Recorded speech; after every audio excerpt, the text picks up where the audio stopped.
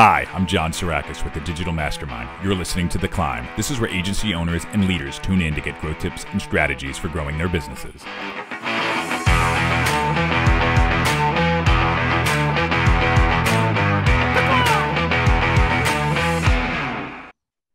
Hi, everybody. Thank you so much for joining us for episode 13, Lucky 13. Today, we're going to be speaking with Michael Gass, and our topic is still on the coronavirus, where we're going to talk about positioning and what agencies should do from a communication standpoint, as insofar as social media and any other means to communicate with their clients and anybody else that would be participating in the life of that agency. And as always, I'm here with my partner in climb, David McGraw. David, how you doing? Doing well. I'm really excited about getting into this topic. Last episode was great. I'm glad we're sticking with it. I know a lot of people are talking about it, so let's do it. Yeah, and I'm excited because Michael Gass, we've had him at one of the Digital Mastermind summits actually last year. He was fantastic there. Excellent. Just a solid guy. He's been doing this for quite a while, and I'm hoping he can shed some light on what maybe some of his clients are doing or what he's seeing out there, so people can really understand. Because if you're positioned in an area that is affected by this, what should you do? How long has his Fuel Lines blog been going? Do you know when? 2007. Yep. 12 and a half So he started it right before the last crisis. Exactly. So real interested in seeing how he guided people through that. Yeah. I have one of the questions on there where I want to speak with him about how he has navigated some of the other past ones. He's been in the agency business for quite a while. So he's, based on our last episode, we were talking about, some of the things in the 80s, the 90s, so on and so forth. He's seen some of those incidents as well. So I'm really interested to see what he has to say about that. All right. So I know and based on where we left off yesterday, I mean, I know or not yesterday, on our last podcast, we were talking about a little bit of the economy. And since then, we've seen a lot of agencies and communicate where their stance is. Some people have talked about losing clients. Some have even laid off some of their staff. I know I've got a slew of resumes from some really talented people. Some of them work for really big brands, some in the hospitality for some major hotel chains. So this is obviously, there's an effect that is in play right now.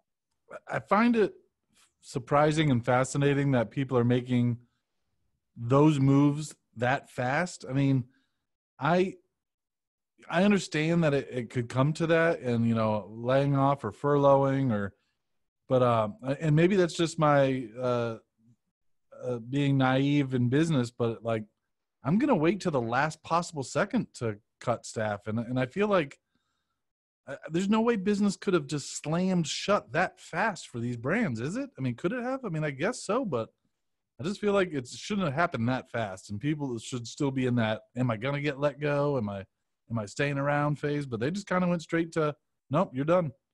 Yeah. It's the difference between, like shouldn't are or shouldn't is, right? Just the way that it is for some of those people. I know that there's a resort here, where I'm located in the Tampa Bay area that has fired all of their staff, like let them go, laid off, however you want to put that, completely. So there's some people, and we don't know what risks that they took before, how cash poor they were. Did the loan suddenly say like, hey, that's not going to come through? That's the big key. I mean, debt will kill you in a crisis. Yeah, and and I think it's interesting to see how some of my friends and their businesses, where they're very gunslinger, very brash and bravado, like, yeah, I'm going to do this, very risky. They make big moves, and when all of that seems to evaporate and dry up, their whole mood just changed. It's like, they got hit by lightning, and right. It's scary because you're like, dude, this isn't the way you normally are, but you're just seeing like what's going on, and they're the panic that is set in based on their mood and behaviors.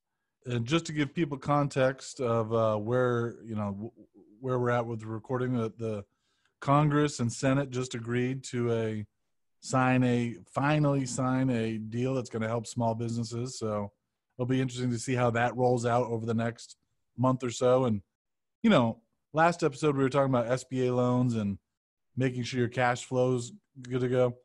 I filled out all the forms. I haven't heard one thing back yet. I'm so pessimistic when it comes to government that it all sounds good, but let's see the action. Let's see how it actually happens. And I'm just waiting for one email that says, "Hey, we got your submission." No, I completely agree, and you and I have very similar feelings on government. I believe both sides are for what I mean. They showed what turds they are during this process. Both Terrible. sides, the things they were trying to put in there. I was The like, pork, "Are you kidding me?" Oh, Yeah. the pork is disgusting. Yeah, it was really sad, but that's we I all think know. I saw $75 million to House of Representative salaries. Like, they already got it. What? Like, that just blew my mind. I didn't know about that. That's $75 tragic. more million dollars to salaries. So, and I don't think it's to the actual Congress people. I think it's to their staffers. So they wanted to give like blanket pay raises. $75 more million to that. Wow. As part of coronavirus. I mean, the one area in the economy that isn't laying off anyone is government. Yeah. No, it's getting bigger. Yeah. And why not promote everybody in a time of crisis? Right. Let's give everybody, but we're printing enough money anyway. So Yeah. we might as well.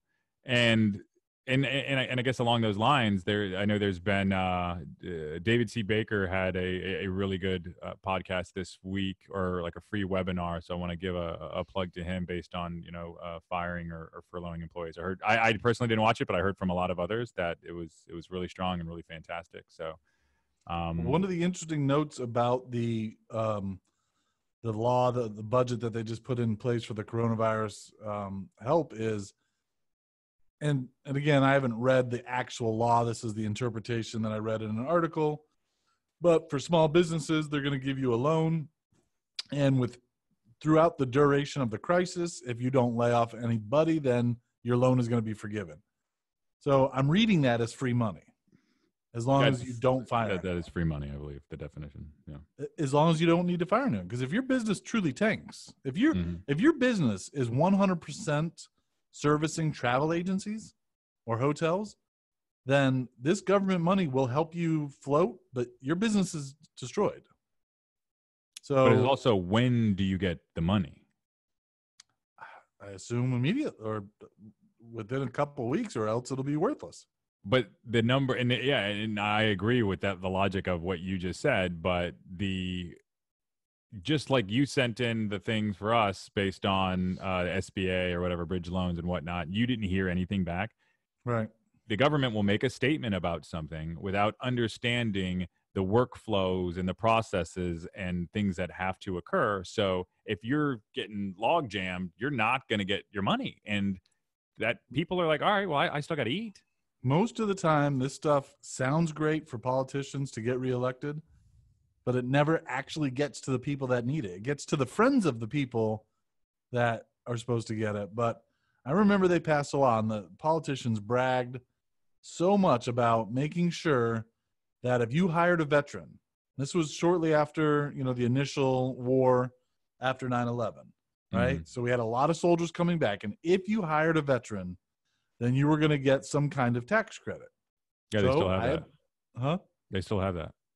They still do, right? Yeah. So I applied. I hired a veteran, mm-hmm. and I applied for it. And the process was so challenging. I finally just called the guy, and the amount of paperwork and the amount of I just gave up. I was like, the tax credit is not worth the time that I've got to put in to get this.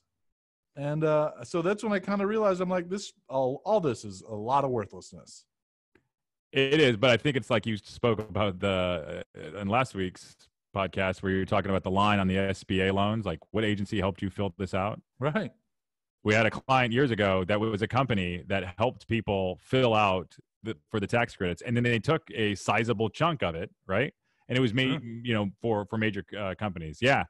They nothing that involves the government is ever easy. It's purposefully. It's designed. Like, our big mantra for this year in our agency is to be the easiest agency to work with, right?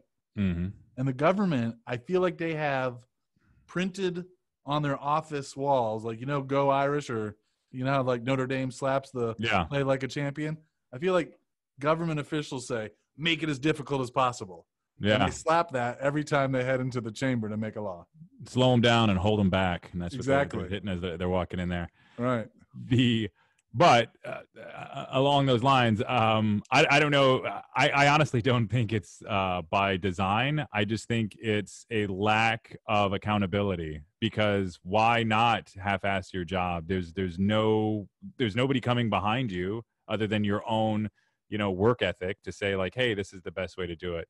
And a lot of people, though, if you're going to work that hard at something to make it that smooth, you're either A, going to become a dictator, because you're going to see everybody else, right, just doing it terrible, or B, you're going to become a business owner and you're going to realize you can get the fruits from your labor.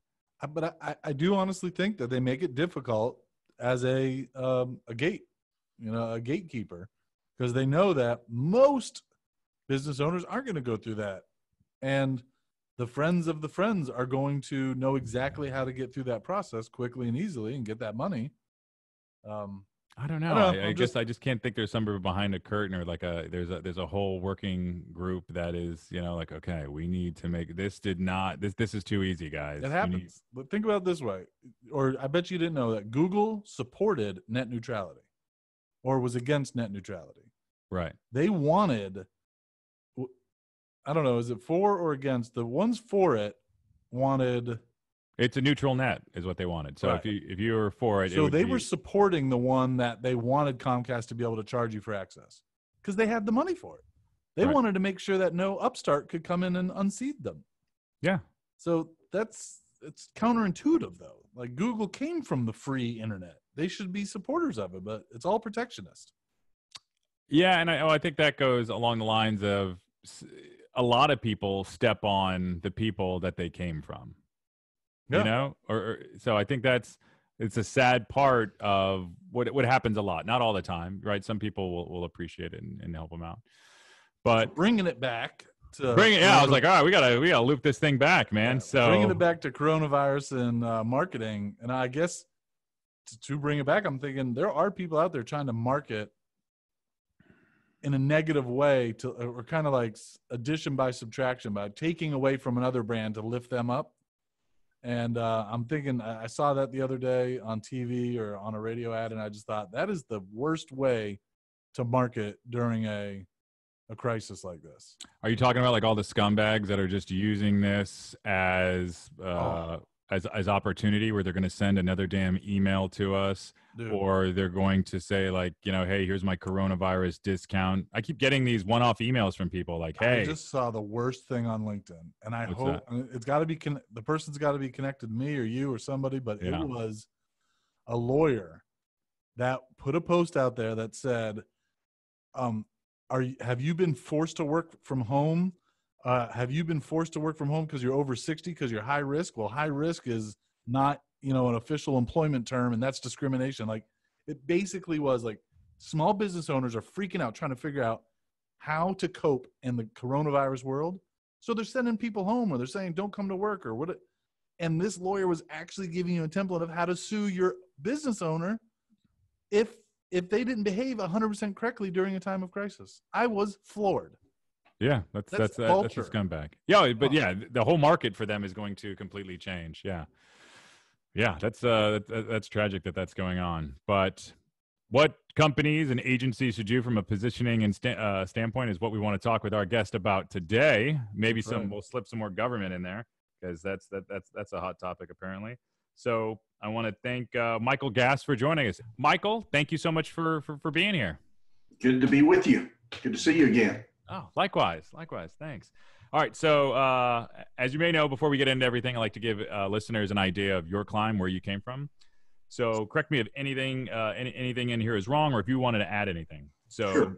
You're a proud Alabamian, graduate of Liberty University as a communications major. You've been in the agency world for quite some time. You started as an account director, worked in business development.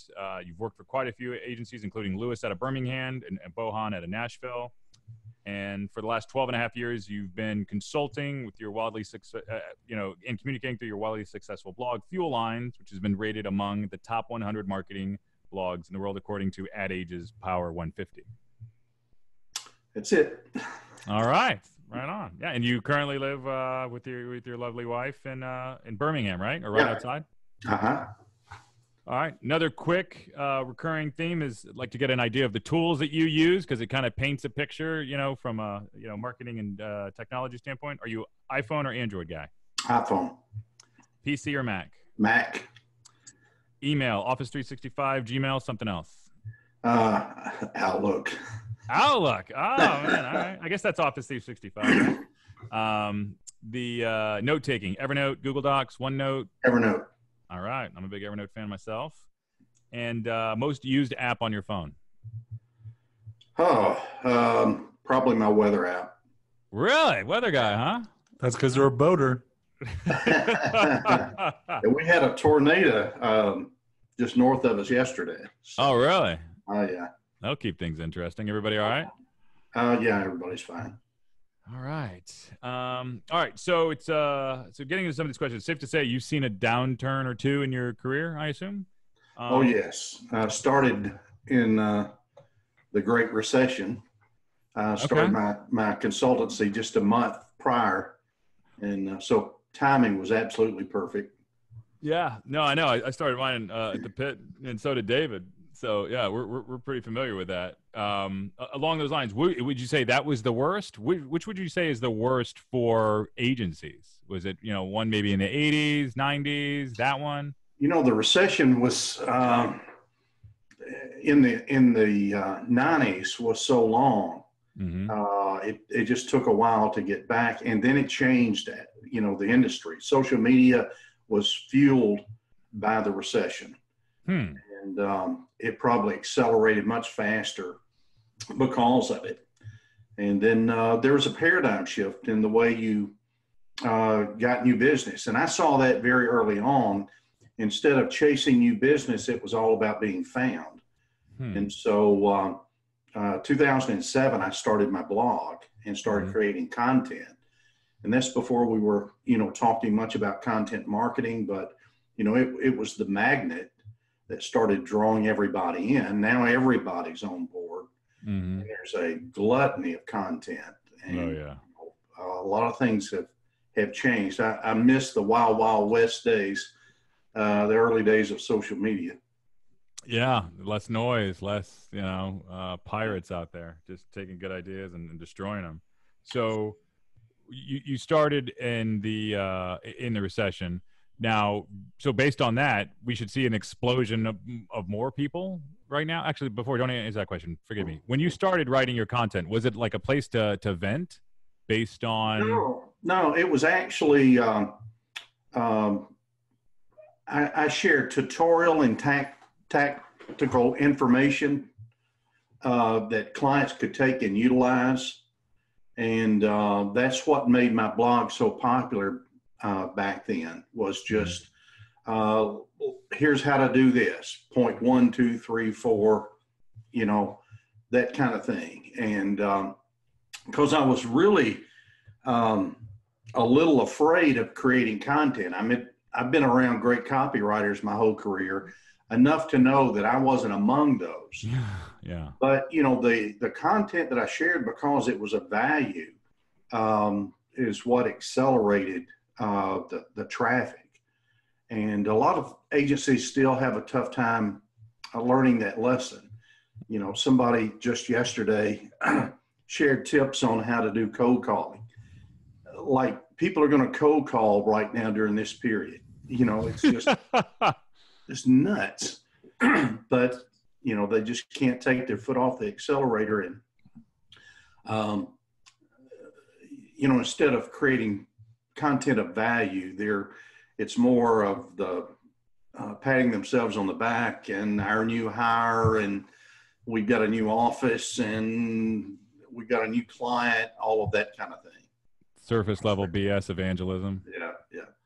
So what ranking they are in the Inc. 5000. Yeah.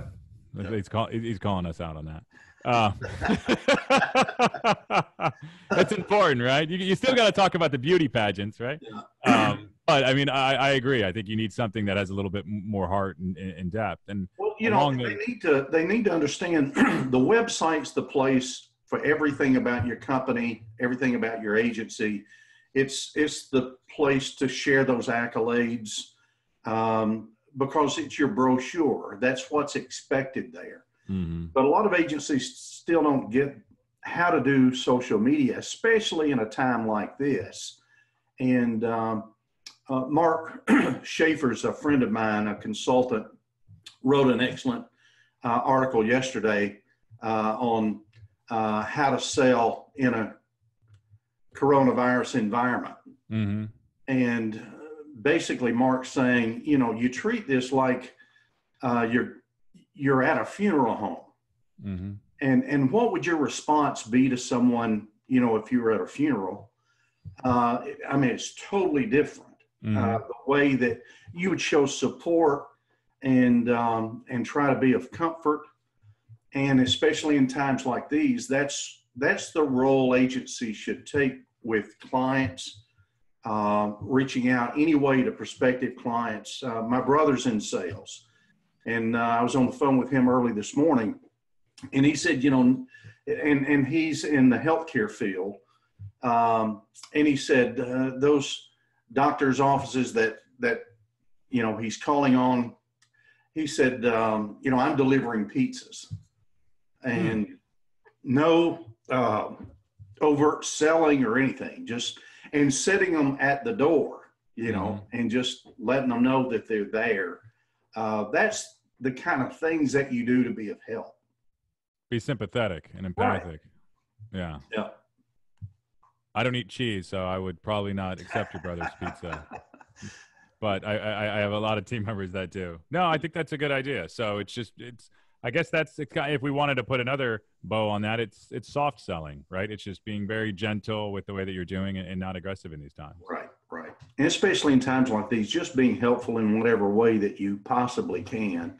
I know one agency in Lafayette, Louisiana, who has an office in New Orleans, and they volunteered services to help restaurants, like with any of their online menus and things like that during this period, and help promote who's open and that kind of thing in their two markets.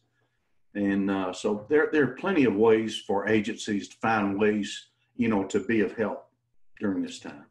Yeah, I think that's smart. And what do you think, what should agencies be communicating? Is it essentially that, just looking for value points on how they can help others right now? Yeah, and, social media is all about people connecting with people.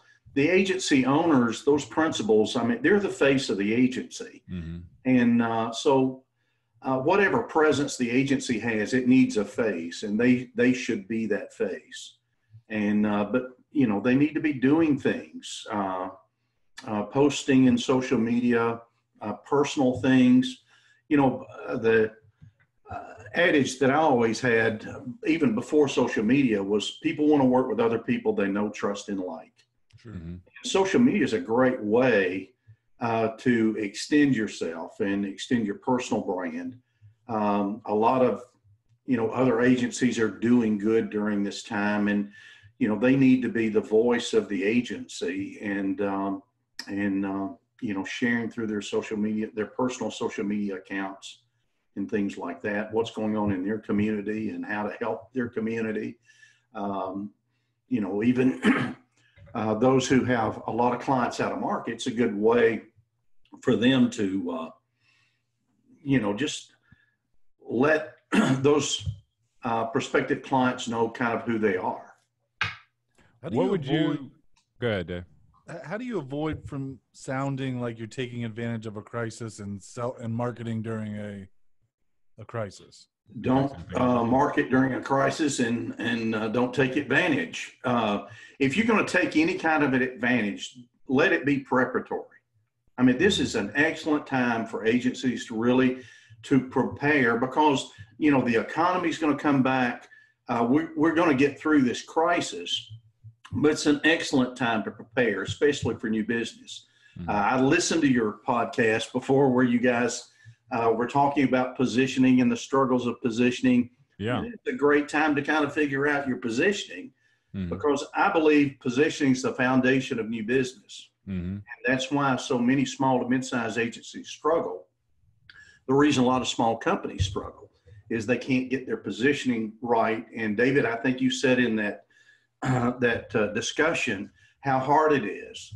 You think, is this the only focus that I can have? But challenging. You got to make money, and new business shouldn't have to be so difficult. You've got to gain a positioning of expertise, but it allows you the freedom really to do a lot of other things when you are profitable. And I know one agency that was focused on academic medical centers, to the point that a lot of creative staff didn't want to do those anymore. But they had to be shown that by having so many academic medical centers, it sustained them through like 3 major economic downturns without a layoff. And but because of the profitability of those academic medical centers, it allowed them to play and do some fun things like Tiffin Motorhomes, a lot of outdoor lifestyle type brands, March Brown fly rod fishing manufacturing, and I think Mastercraft, one of the most recognizable boat brands in the world. And to be able to do those accounts, which aren't as profitable as the academic medical centers, but then, they create an entirely additional niche. And you can have a face for one and then have a face for another. That's why I like these niche blogs that I talk about so frequently, living off site. It allows you to drill down real tight with just one person or maybe 2. And then you can always create another niche, and you're not interfering or creating confusion among the prospective clients that you're trying to reach. And it makes it really easy. I've done this well over 450 times, these new business workshops, where part of the workshop is to create a positioning and a niche. Mm-hmm. And in the last 2.5 hours of the workshop, over all of those hundreds of sessions, we never failed to get a positioning. And to get one that everybody was very comfortable with when we walked out of the room. And then I've got agencies now that have kind of matured in what they're doing, and they've extended to another niche blog and created using the same kind of format and template. And they're astounded at how easy it's been to create a very deep vertical niche. But, when it's not on the website, you can do that.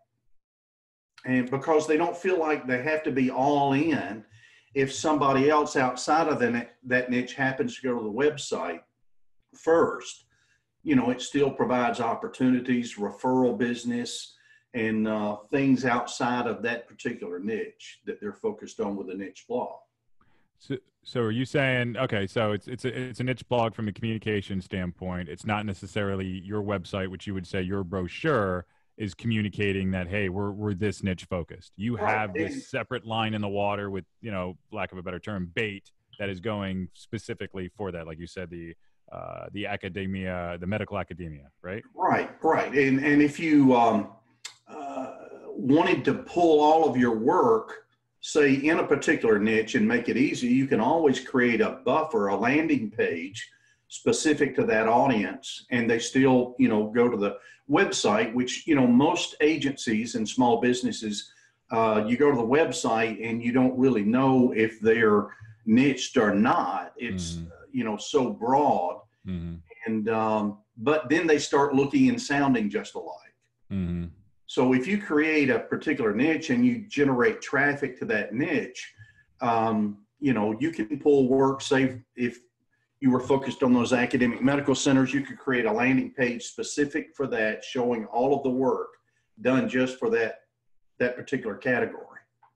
So I guess 2 things to that. One, I appreciate that you say niche. I do too, but other people say niche. And I was like, I guess it's a Southern thing. So.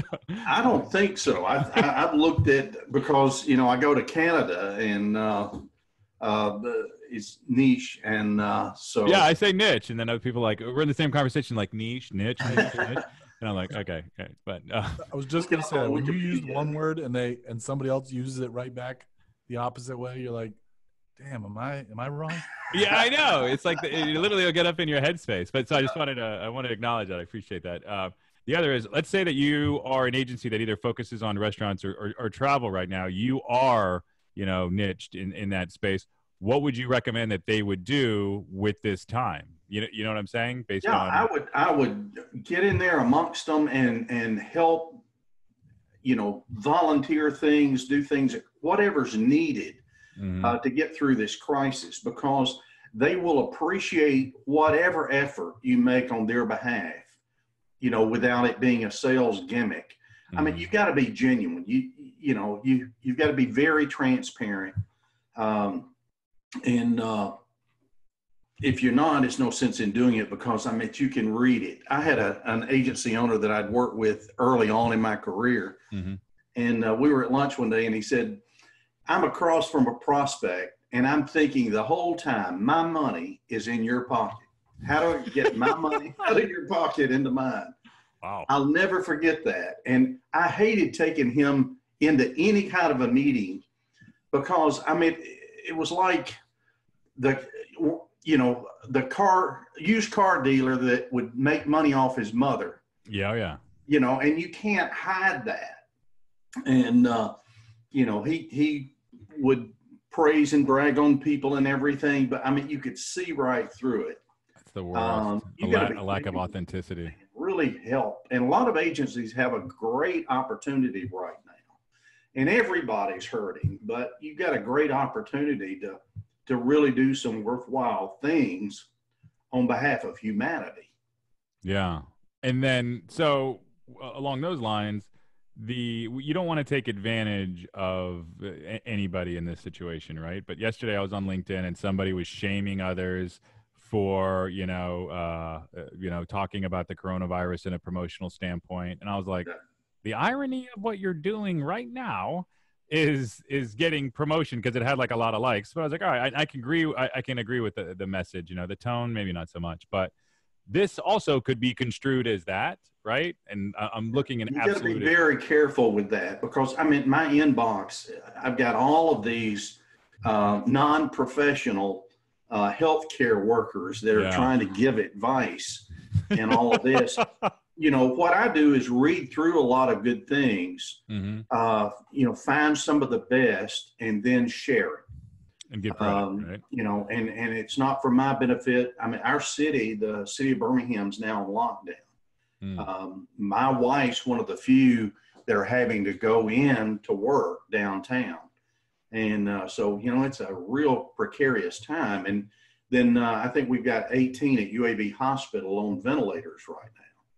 And but I'm reading a lot. I'm trying to get educated. What I learn, I'm trying to share, but I'm not sending out my newsletter right now. It's on hold. I'm not writing any articles right now in regards to business. I'm trying to be as encouraging personally as I can possibly be with those that are a part of my network. And I think what a lot of agencies do very, very well.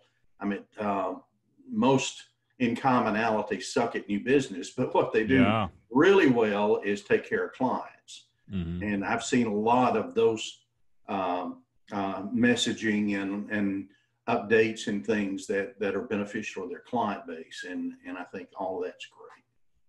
So, and along those lines, a lot of things that you just said is great topic or content for your newsletter. I hate to see you not send one out and think that adds value, or I think that, could be.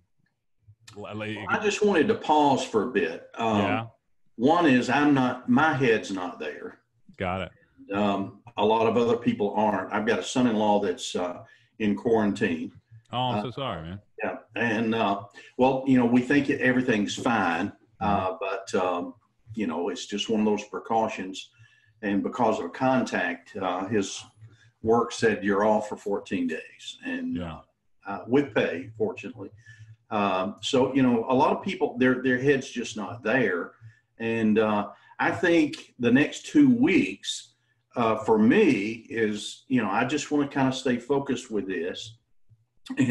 But I think we're going to start to come out of that. And that's when, I want to do my part as far as kind of the lay of the land where I think we're going from here. Kick ass and get some agency, some business. That's what Michael Gass does. Along those lines, right? So let's say that, and I'm just hypotheticals, right? An agency, and I'm trying to ask these for our audience. An agency is helping a client that's in, let's say, hospitality, travel, or in any way. Let's say that they're, they did like a food drive there and they're feeding their employees, right? Not the grandest idea, but who knows? And they shared that on social media. Would you look at that as kind of predatory, or would that be safe? I think that's showing that they're helping. Okay. RSW, US, which is a new business group based out of Cincinnati, and they were hosting a blood drive and posted a video of that yesterday. I thought that was excellent. Okay.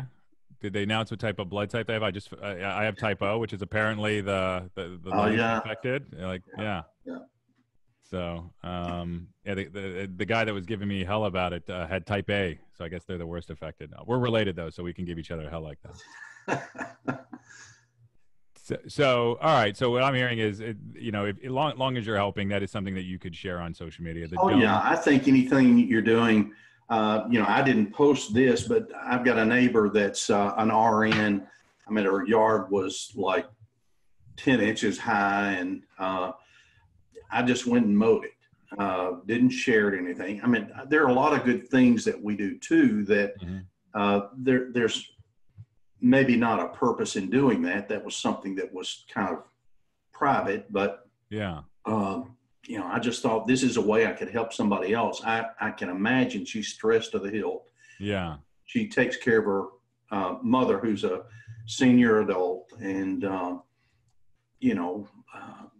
that's really awesome that you did that. I think that's really cool. Well, it's not, there's thousands and thousands that are doing all these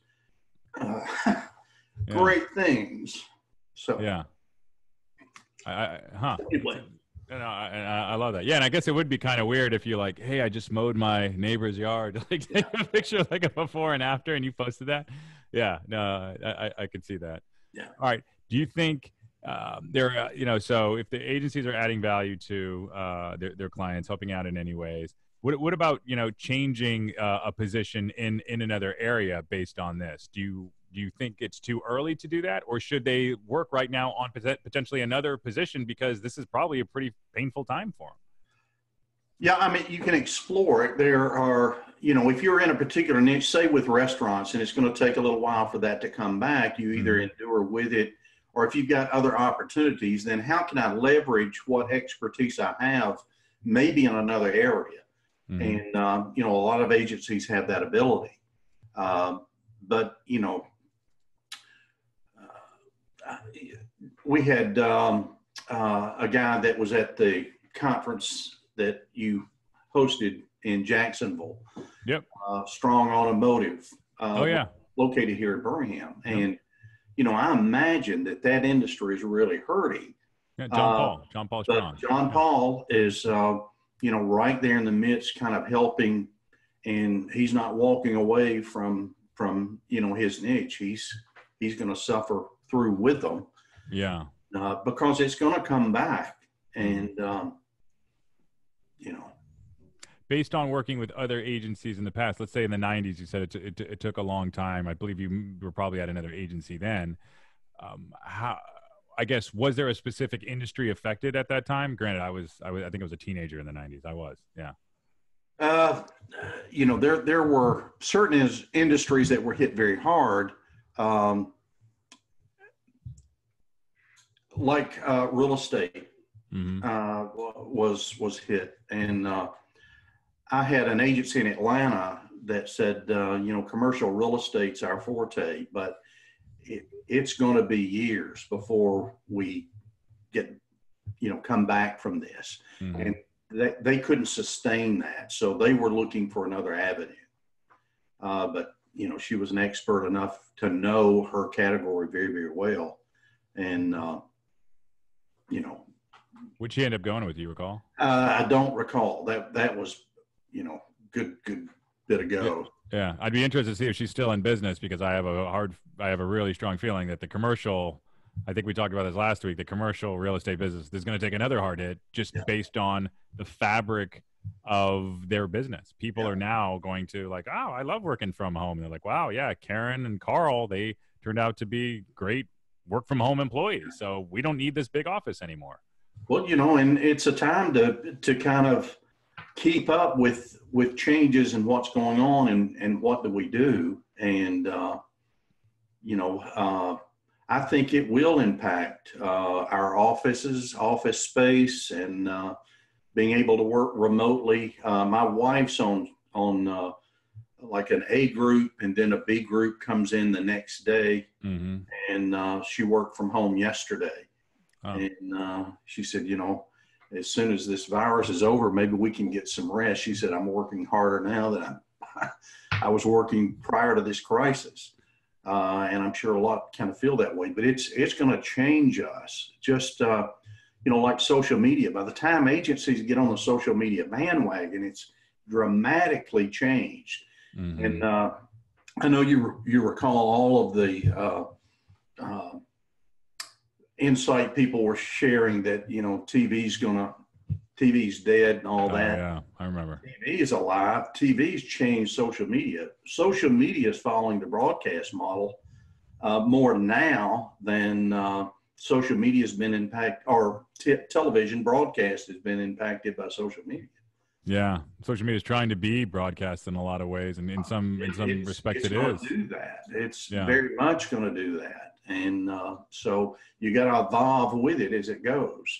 And I'm sure that certain categories in business, you got to look at that hard. But what I like about creating a niche mm-hmm. Or niche is it just makes everything easier. And how to get up to speed. That category well. You are the expert in that arena. And if you're going to be a generalist, I mean, to me, there's more danger there than anywhere.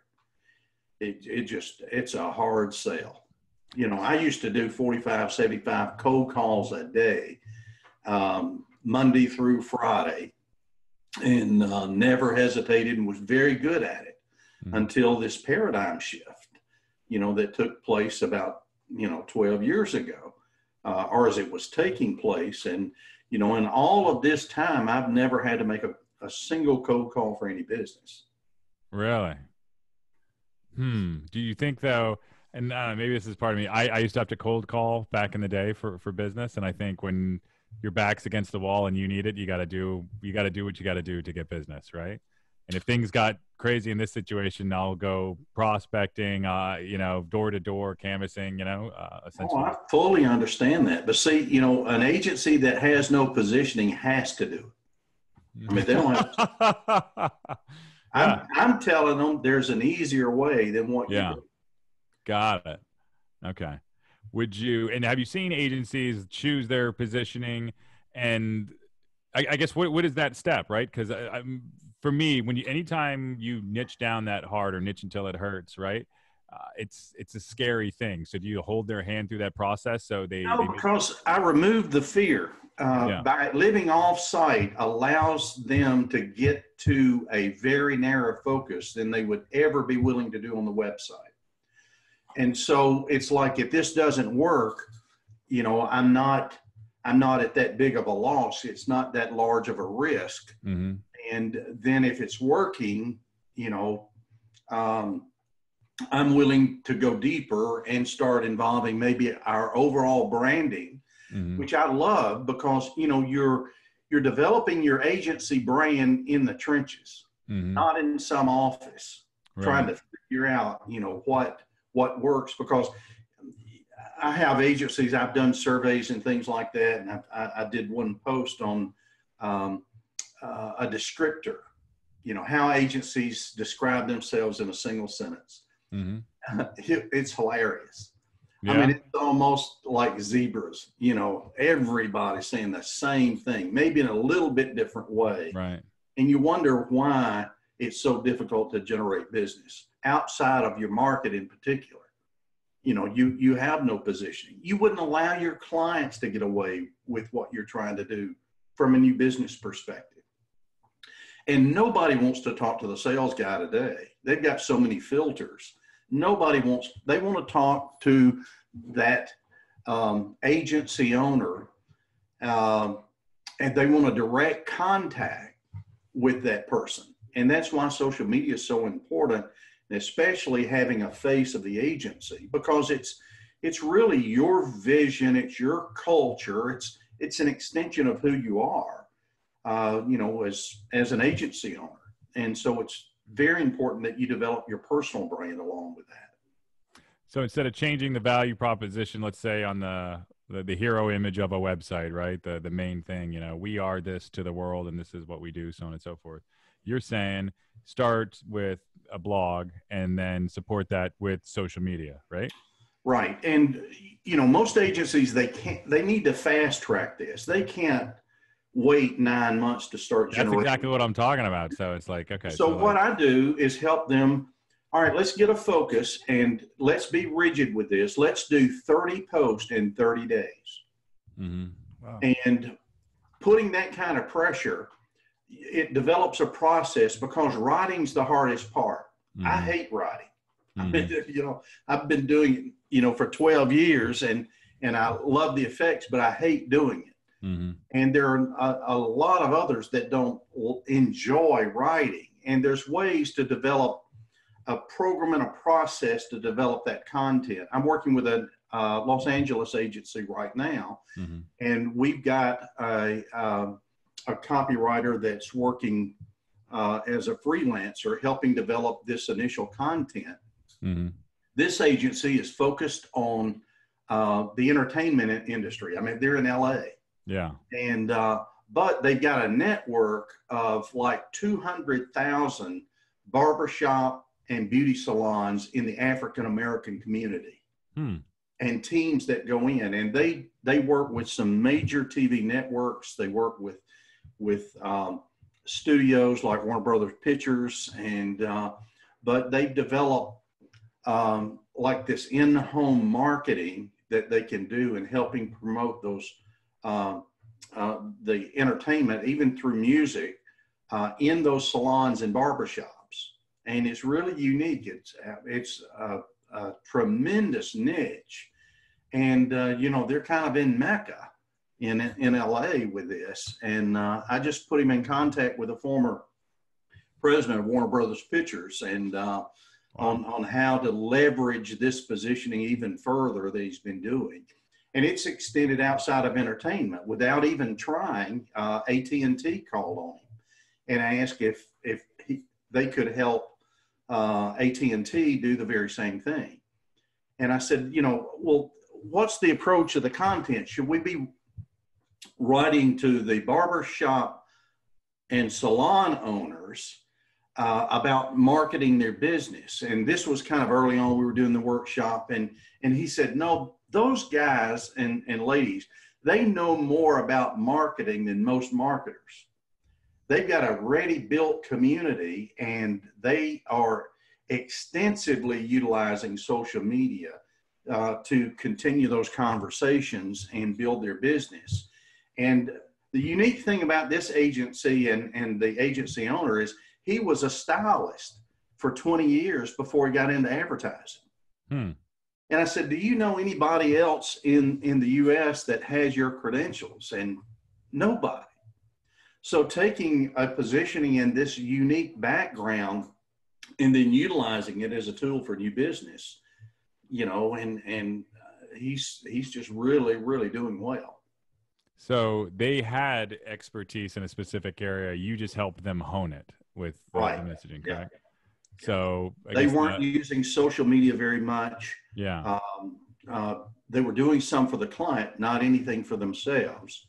And we were able to go in and create this platform and create this niche blog, which we're creating content. I think we've got 16 posts up right now. So we're almost halfway there.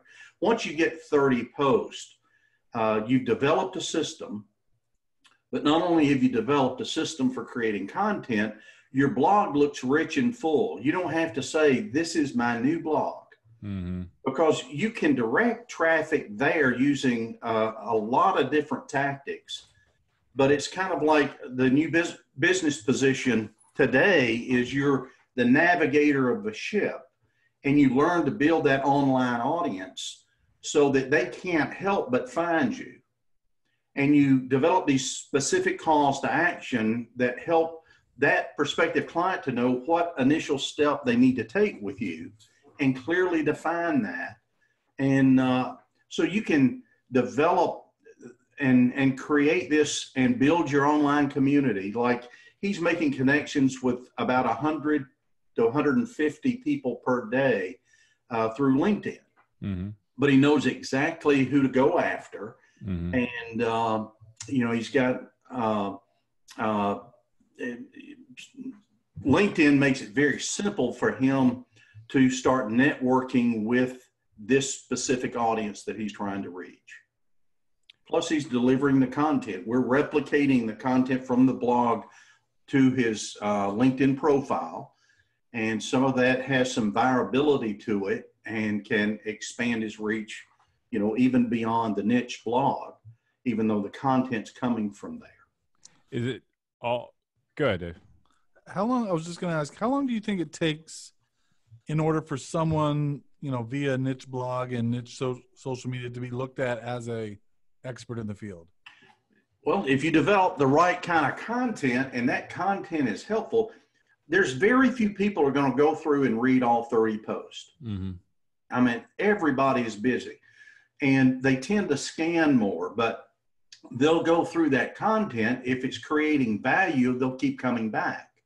They don't come back the same way every time. Maybe you're sending out, you know, one of the ways we generate initial traffic to the blog is creating a newsletter and obtaining a database of email addresses that are very specific to that target group.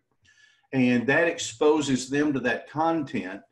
We're also repurposing that content through social media and, you know, sharing it, repurposing it.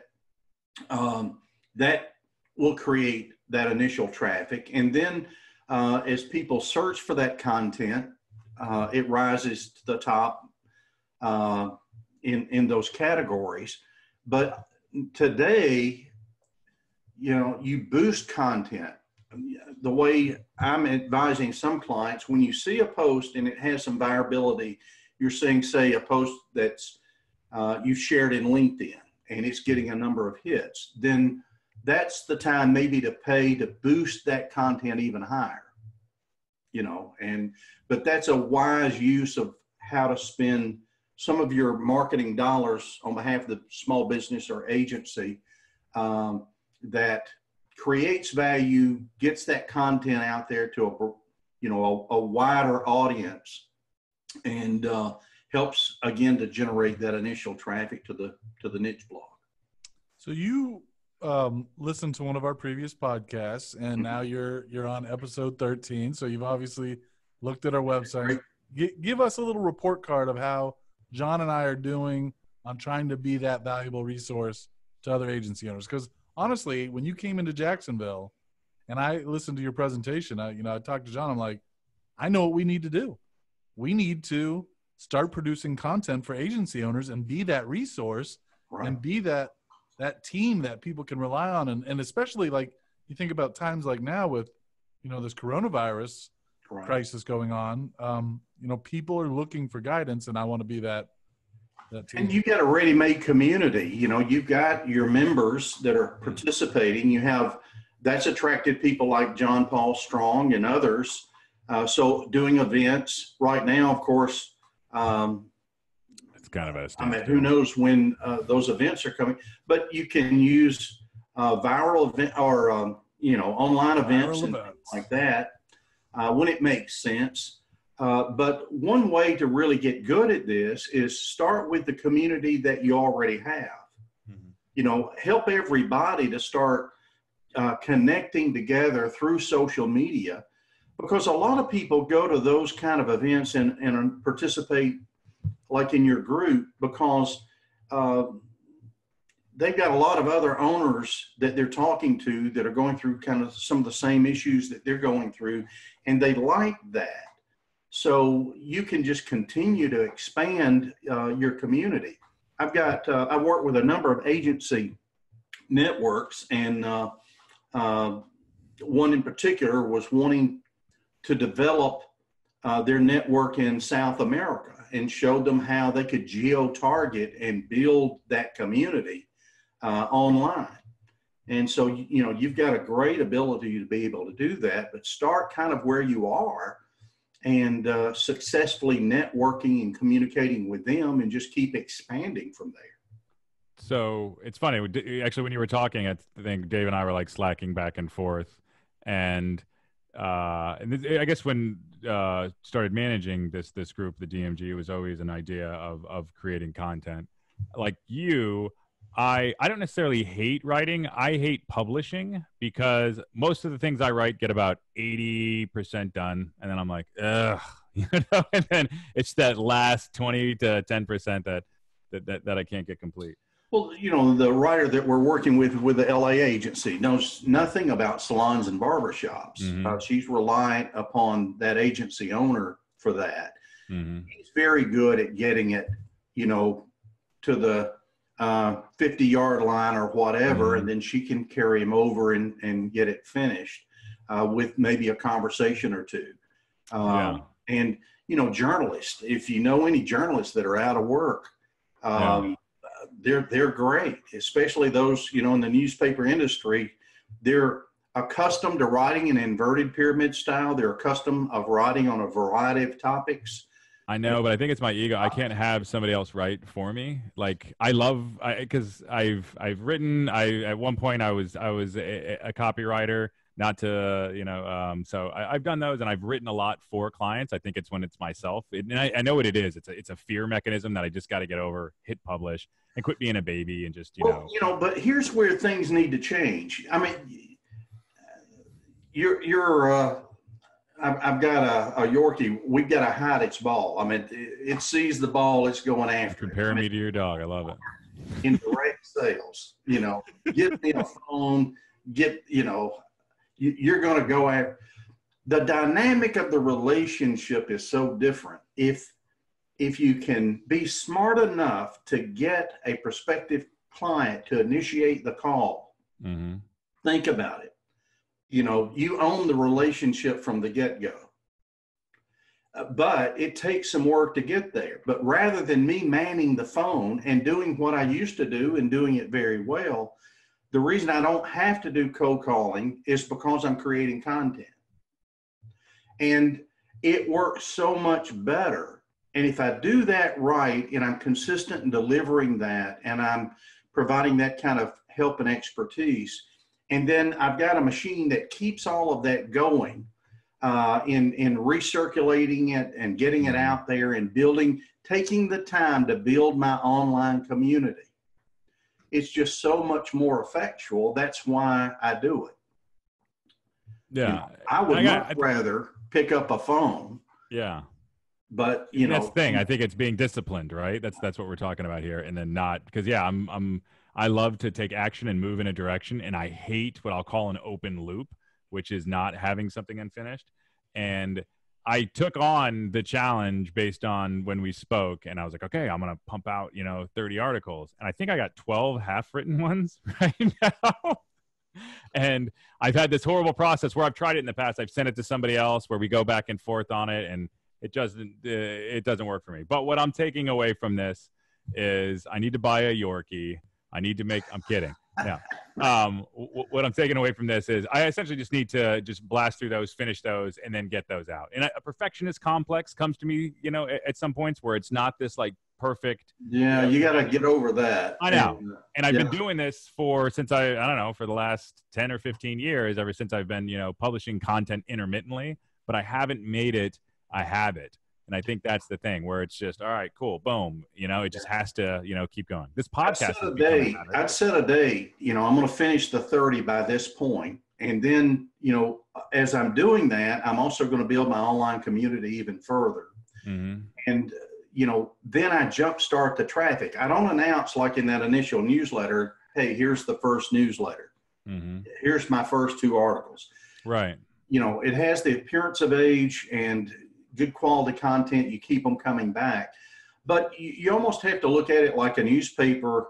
Like once you get the 30 posts, set a goal to do at least a post a week. Once you do that initial base of content, it's easy to do, that one. But you need a system for creating the content. Create a template so it makes it easier. What are the keywords that need to be in the post title?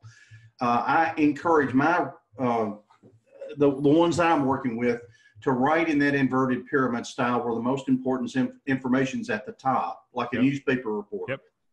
Lead with the conclusion. I can almost take their last sentence and move it up as a subtitle. Let it be the summation of what the reader will take away if they commit the time to read the article. Do an introductory paragraph. Do maybe 3 or 4 points, and you got your article. Boom, there it is. So, outline it and then write to it. And it'll help you to develop this template. Keep it in a frame of, say initially 400 to 500 words. Think about content on down the line. You don't have to say everything in one post. You might do a series on the same topic. Just don't do part 1, 2, 3, and 4, because that's not the way you're going to reshare it. Let every post stand alone, but then you can regroup that content into like an ebook or a white paper or a longer form piece of content that you could maybe share with Forbes or some other major periodical and do it that way. Even outline a book. I've got a number of clients that have outlined a book and they're creating posts for the portions of that book. And I got an unfinished book too. Yeah.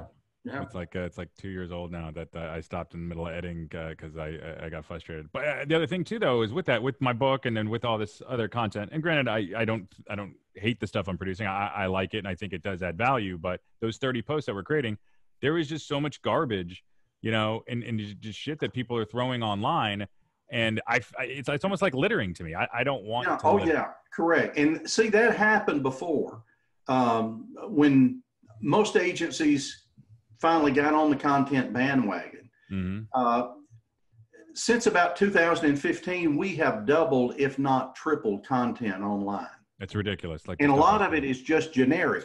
You need to be more niche today than you would have had to have been when I initially started. And I'm fortunate that I had a focus from day one that just hasn't wavered. And today, like one client is right outside of Detroit. They focus on OEM suppliers for the automotive industry. Sure. Creating content around that. How many are writing 10 Twitter tips for OEM? Right. But when you're creating content that specific stands out, you don't have the competition that you would have if you're being more of a generalist in your writing. And it is just adding to the daily content over and over and over again. And, right now, because my wife will say, how can you write any more content about ad agency new business? I'm at 12 years, but it's changing and you got to change with it. It's just like social media today is pay to play. It's so you got to get in, understand it, and know how to promote your own content, but let your agency be its own guinea pig instead of forcing that on your clients. Figure it out for yourself. But this is my continuing education. And if I'm going to stay fresh in this business, I've got to have a way to stay on top. Reading and writing is an excellent way. And if you are focused on a particular niche, you know what to read, you know who the competition is in your arena, you know what events to attend, you know who the thought leaders are. It just makes everything simpler. So with the current situation that's going on, we talked about the positioning side of it. Would you challenge agencies now to write 30 posts in 30 days? Because there's going to be some downtime for some of them. Yeah, definitely. But, you know, the first thing you got to do, and when we do this exercise at the end of our workshop, and, you know, we reserve that last 2.5 hours to positioning, the very first thing you do is to figure out clearly who your target is. Enough that you could go to a list broker and easily get a list. And the broader that is, the more difficult everything becomes. The harder the writing is, everything. Mm-hmm. Get as narrowly focused as you possibly can. And I encourage a category because, you know, disciplines change. I've got a lot of social media agencies and digital agencies who weathered and thrived during the recession, the previous recession. But then, you know, that their category has grown so they can no longer be a generalist and generate new business. They're finding it more and more difficult. They've got to create an edge. Even SEO agencies. Google is making it more and more difficult to rank on those first few pages to the point that, you know, they're going to have to pay for placement and be able to figure those kind of things out. So I've got SEO agencies that I work with to help them create an edge. One in Boston focuses in on trial attorneys. Mm-hmm. I mean, it's just not legal marketing. They're down to trial attorneys. And David, they don't enjoy working with them either. So I won't name the agency, but they don't like working with the attorney, but it's their bread and butter. And it allows them to do a number of other things and thrive, especially in times like this. I think that's smart. And based on the list, it's funny. It was either 2013, 2014. I had this grand idea where I can't remember who I saw speak, but they're like, you got to get super focused on who you're going to talk to, you know, and you create your ideal customer profile. You know, you had your buyer personas at the time. These are two separate things. So we made this mesh of, you know, on the sales side, ideal profile, or, you know, and then the buyer persona. So we go to, I can't remember, it's one of the list companies, Hoover's or something. We put in all the parameters that we wanted. I swear to God, Michael, it generated one lead out of the entire country. So my staff was like totally deflated. We were so excited because we had this message, all these things. So I think it's smart where it's, all right, start with the list and see what that audience looks like. Oh, yeah. And then you can, you know, begin backing up. Right. And you know, a lot of agencies, they're always amazed at how quickly we come to this point of positioning. And like, how were we able to do that? Most know where they need to be. They just don't have the guts to get there. And so, and when I was running up to this problem just constantly, when I first started, it's like, how do you solve this? I mean, if it is what I say it is, what I believe it to be, that positioning is the foundation of new business. That's why it's so hard for agencies. How do we solve it? And that's why we started creating the blog off-site. Mm-hmm. And it allowed me to get them there much, much quicker than they were ever willing to do. And then you've got a community that you can readily identify and build around, but there's still work to be done. I mean, you've got to have specific calls to action. And like, what is an initial step? A lot of agencies, they don't know what that is. They'll come in with this huge initial cost to work with them, instead of taking some kind of a smaller step. And what that small step usually is right now is what we're giving away. Redefine it, make that step something that has value, and but they don't have to be all in. Something more snackable. And so it could be a relationship with that agency owner as a consultant because they're willing to pay. The average Fortune 500 company has 17 agency relationships. That's telling. The agency of record almost no longer exists. It's a great period for small to mid-sized agencies, but what they're looking for is expertise. So if you can develop an expertise, I mean, you rise right to the top.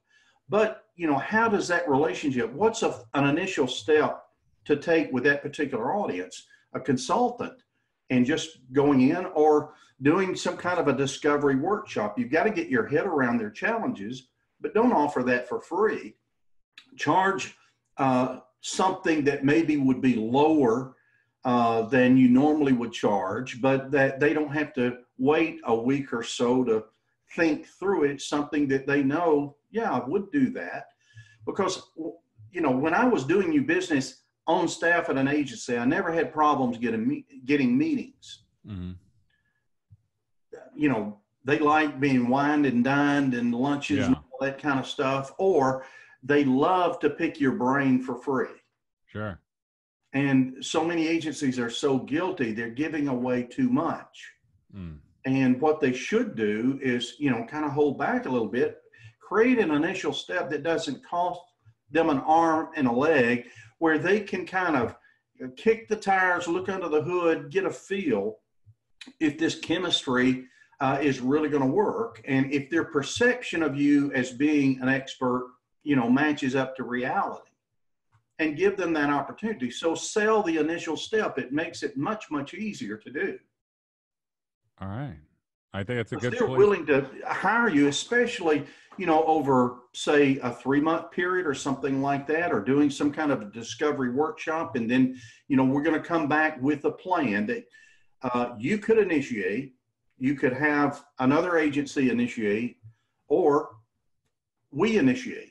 But once you've had that face-to-face, most agencies said, well, tell me, just get us an at-bat, we can knock it out of the park. Well, there's your opportunity. Mm-hmm. You know, you've got a paid engagement. The first face-to-face meeting is a paid engagement. That's your at-bat. Now, hit it out of the park. I love it. So they got to pay to sit down with you. You know, to me, again, new business is just so dramatically changed. There's a better way to do it. We can be much more efficient, but you've got to have a plan, a process to get there. And you've got to learn as, you know, these things change. What we were saying about social media 5-6 years ago, I mean, there's a lot of change that has taken place since then.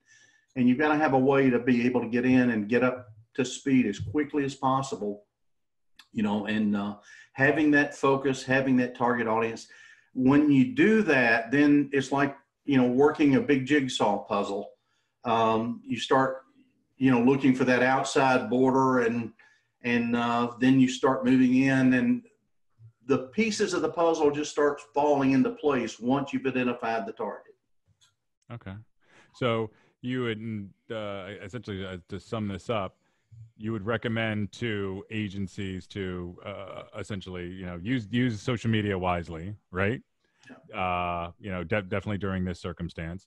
And if they are helping out somebody, it's okay to promote that. Of course, don't be, you know, a scumbag and, you know, pirate to take advantage of this. If they do have downtime, they can do your 30 post challenge and or work on their positioning during this phase, which would include, you know, that one initial step.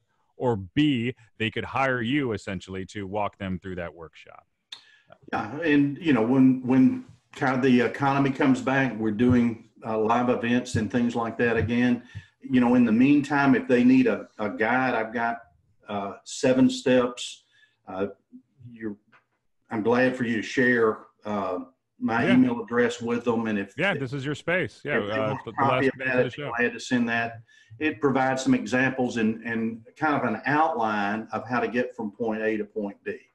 And they can take and utilize that and do it on their own and get where they need to be quickly during this downtime.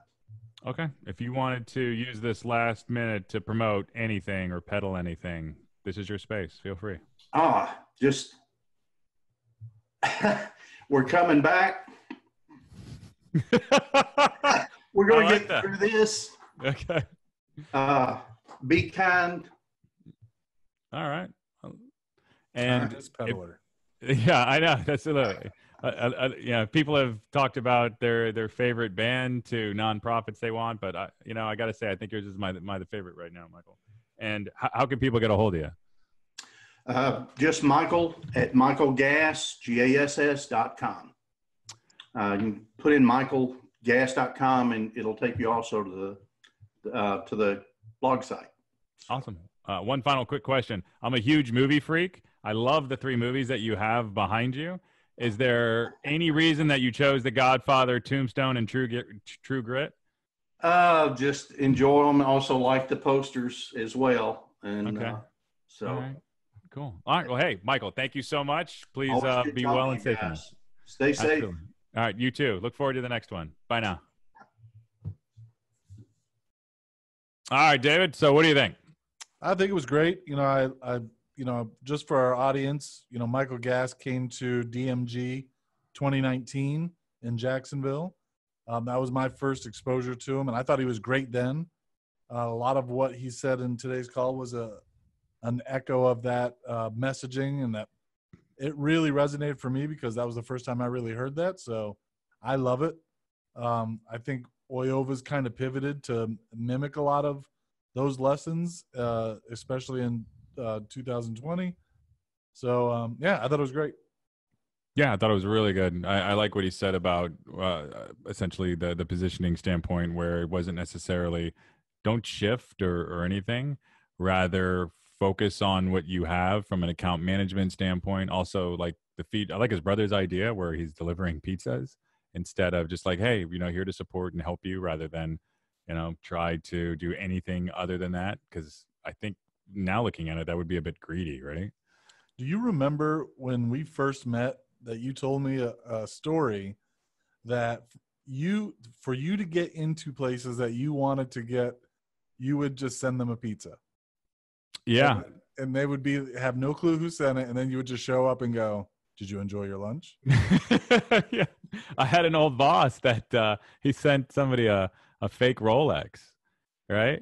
He found out the guy liked Rolexes. He wanted to get into the account, and he sent him a fake Rolex. The guy thought it was real, so the guy calls him up. He's freaking out. He's like, oh my God, thank you. And this is like the Seamaster. I've wanted this edition. I don't know what it was. And he's like, all right, hey. He's like, calm down. He's like, it's really good to speak with you, Jerry. He's like, that watch is fake. He's like, but he's like, I got your attention, and know this. That's the only time in our relationship that I'm ever going to lie to you. Wow. He got the meaning. It was cool. So gifts, I think and I have a friend, his agency still sends pizzas and whatnot. So yeah. I think that is something. Yeah. But looking at it now, this is a very, I guess, soft gesture to do it, where I think mine was kind of more aggressive. Like, hey, yeah, I want to get into that account. Sure. So I think now coronavirus can last on cardboard for up to 48 hours now. So are you really just delivering a virus? No, that's true. Yeah, that would be terrible, right? Like, hey, really enjoy the pepperoni pie you sent over. The whole office is quarantined. Right. Exactly. Sorry, that's not the way I intended. Turns out I was a carrier with my type O blood. But what were you gonna say? I do love the marketing that I am seeing from lots of brands. It's really amazing when you encounter a crisis, like trying to see the silver lining in all this, because this is bad news. I mean, it's terrible for people that get it, and I'm not trying to make light of the situation, but like the speed and efficiency in which global brands can get an ad on TV about the crisis is crazy. Like Burger King, I'm not a particularly big Burger King fan, but their commercial is amazing. Have you seen it? No. It's basically like, hey, come by. We'll minimally contact you or have minimal contact with you and give you 2 free kids meals with any adult person. They back up, they grab the burger. Yeah. All right. But I mean, just to be able to have a message that tells you, hey, we're going to be as careful as possible with your food. And I think it's great. That's smart. And the agency's moving fast, and why wouldn't they, right? Because you better take care of your accounts in this situation and be nimble. And if you look at fast food, grocery stores, based on this situation, they have the most to gain at this time. And I think if you're going to talk about the coronavirus, the way that they did it only about the benefit of, using them, which, essentially at the end of the day is you not getting coronavirus, right? And still being fed. That's the approach that you should certainly have. Who was the guy that came to DMG probably 4 or 5 years ago that talked about like real-time marketing? That would be, he'd probably be a great guest on the show. Hold on a second. That would have been a great, we need to get him for the next episode. Yeah, he wrote the book, The New Rules of Marketing and PR. I want to say his name's Michael. Yeah, he talked about some example of like Oreos and how they were able to like put a tweet out. Oh, when the lights went out during the Super Bowl. Yeah, during the Super Bowl. Yeah. David Merman Scott. Yeah, man. Yeah, he's written a bunch of marketing books. Yeah. Get him. Sign him. Get him. Sign him. Let's do it. It'll be a collaborative effort. Yeah, and when when he was out there, I think that it was the book that he had out was it was Newsjacking. I think that was the name of the 100%. book. Yeah, which Google kind of did a bunch of things to swerve that out, but that's neither here nor there. But yeah, I'd love to get his thoughts on that if we can. I'm sure he's probably a high valued guest right now for a lot of people, but I'll see if I can get him on the show. That's not a bad idea. Well, I mean, maybe we can lower our standards for our guests and get them on. Yeah, we'll see what we can do. Just like, hey, I don't even know where to go with that. I do love how Michael Gass watched. I mean, he wasn't referring to the last 2 episodes. He watched one from like episode 7 or something. When we were talking about positioning, that was, man, I think that was with, was that with Jeff? I think you're just happy you got a plug in there. He's like, I did. I was like, when whoa. you were talking about that, you're like, oh man, I saw you just light up like a Christmas tree. Yeah. I don't remember what episode that was. I remember we talked about it briefly though. Yeah. But yeah, I think it was a great cast, and he brings a lot of value. I like so with positioning, he does the tiptoe way into it, which is a very, I would say, safe way for a business owner, right? Because you're not just, there's others out there that would say, no, you need to burn all your ships and you're going in this direction. And if it fails, you're going down, it's just that's how you need to believe in this. Whereas it's like, no, that's a bit dramatic. Why don't you just set up a blog based on some expertise that you currently have, and you buy the list, you promote it via social, you do your 30 posts, and of course you should have your business development team essentially taking those blog posts and selling into, potentially those accounts. I think it's a great message, and you were kind of bringing yourself into the story there and talking about your own personal experience, and of course I agree with you. You gotta stop waiting for perfection and just pump it out. I don't think it's perfection. I think it's value. Like when I read something, you're a perfectionist. I did, yeah, for sure. But I think at the point, I got 12 unfinished posts and an unfinished book. That's ridiculous. Ridiculous. I'm not perfect, all right? But think about this show. This is far from perfect, and it's good, and people enjoy it. I know, but literally, it's just edit, publish, boom, we're done, right? I think the perfect. You could edit it flawlessly. If anybody's watched our show, which some people have, they realize the amount of editing is so minimal for that very reason, because it's like tweezing a head of hair.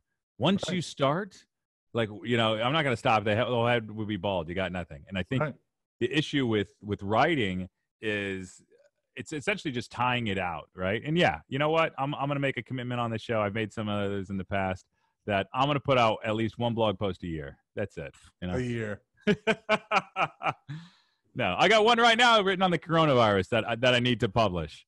Excellent. But yeah, so that'll probably go out in the next few days. And it's just about what agencies could do. It's not going out today. I also have a day job. I don't know if you're aware of that. I am aware. All right. Other than that, my friend, is there anything else that we want to speak to the coronavirus and what agencies can do about their positioning or communicating on social media? I mean, we can wrap it up with DMG Dallas 2020 still in effect. We're not canceling yet. No. Get your tickets. Not canceling. Get your tickets now. Book your plane tickets right now. Super discount going on. Yeah, that's a great point. A lot of others have canceled their events too. So I would take advantage of this one to essentially super growth your agency and make connections that you potentially wouldn't make anywhere else, because our event, unlike a lot of others, is highly intimate. Not to the point where there's candlelight or anything. Well, there might be. We go to some really gnarly restaurants for dinner, but we'll maintain our 6-foot distance if we need to. Highly intimate. It's going to be the hardest thing, not to hug people and shake hands, man. I love people. So yeah, right. that's a very difficult thing, which, so I think that's a great promotion. And also send us a message if you would want to join the group. We have a lot of conversations going on right now that are speaking about this topic, as well as many others, where we do a monthly phone call, as well as communicate and stay in contact via a very active Slack channel. So, all right, end of plugs. Other than that, stay safe, stay well, and, stay happy. Have a good time.